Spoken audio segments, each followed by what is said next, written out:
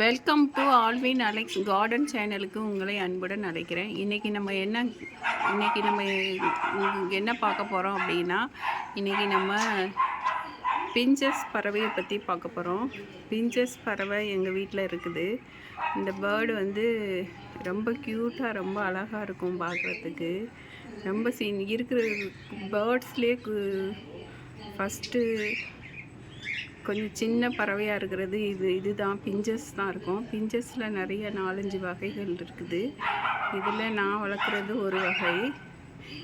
இந்த பிஞ்சஸ் வந்து எங்கள்கிட்ட வந்து இதனோட அம்மா அப்பா வேறு கூண்டில் இருக்காங்க. இது ரெண்டுமே எங்கள்கிட்ட குஞ்சு பறித்து வந்த பிஞ்சஸ் தான். இதை வளர்க்குறதுக்கு வந்து கூண்டினோட அளவு வந்து 2க்கு 1.5 இருந்தால் போதும். 2க்கு 1.5 சைஸில் கூண்டு இருந்தால் போதும். அந்த கூண்டுலேயே இதை வளர்த்துடலாம். இந்த பாக்ஸ் மாதிரி இருக்கிறது வந்து இது வந்து குஞ்சு பொரிக்கிறதுக்காக, முட்டையிட்டு குஞ்சு பொரிக்கிறதுக்காக அந்த பாக்ஸ் வச்சுருக்குது. இந்த கூடை பாக்ஸு இதுலேயும் குஞ்சு பொரிச்சிரும். இதுக்கு வேறு பானை கட்டணும்னு அவசியம் கிடையாது. பானையும் கட்டிக்கலாம், இந்த பாக்ஸ்லேயும் குஞ்சு பொரிச்சுக்கிடும். பானை கட்டினாலும் பானையிலையும் குஞ்சு பொரிச்சுக்கிடும். அப்புறம் இதுக்கு சாப்பாடு வந்து தினை தான் வைப்போம்.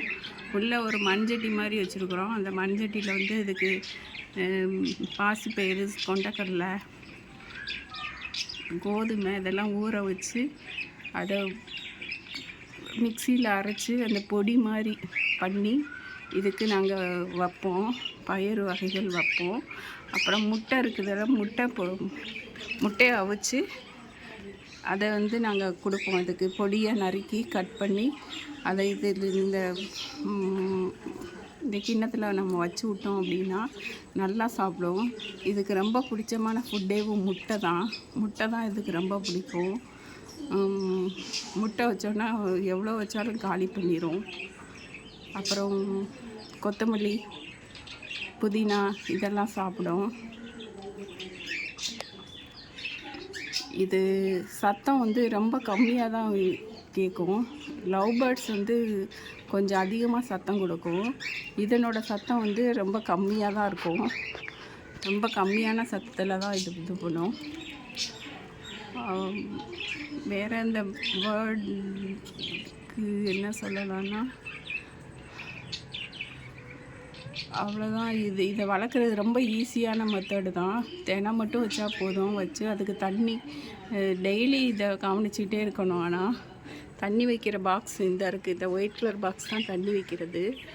இந்த தண்ணி இந்த பாக்ஸில் எப்போவுமே இருந்துக்கிட்டே இருக்கணும். அதுக்கு எப்போவுமே வந்து அது வந்து இந்த பாக்ஸ்குள்ளேயே குளிச்சுட்டு தேவையான தண்ணியை குடிக்கவும் செஞ்சுக்கிடும். அப்போக்கப்போ காலி பண்ணிடும். 2 நாள் தான் வரும் இந்த பாக்ஸ் தண்ணி. 2 நாளைக்கு ஒருக்கா நம்ம வேறு தண்ணி மாற்றி வச்சுக்கிட்டே இருக்கணும். ரொம்ப க்யூட்டான பேர்டு. இப்போ இந்த ஒயிட் கலர் பாக்ஸில் வந்து இறை வச்சுருக்கேன். இறை சாப்பிட்றது, உள்ளே போய் உட்காந்து சாப்பிடுது.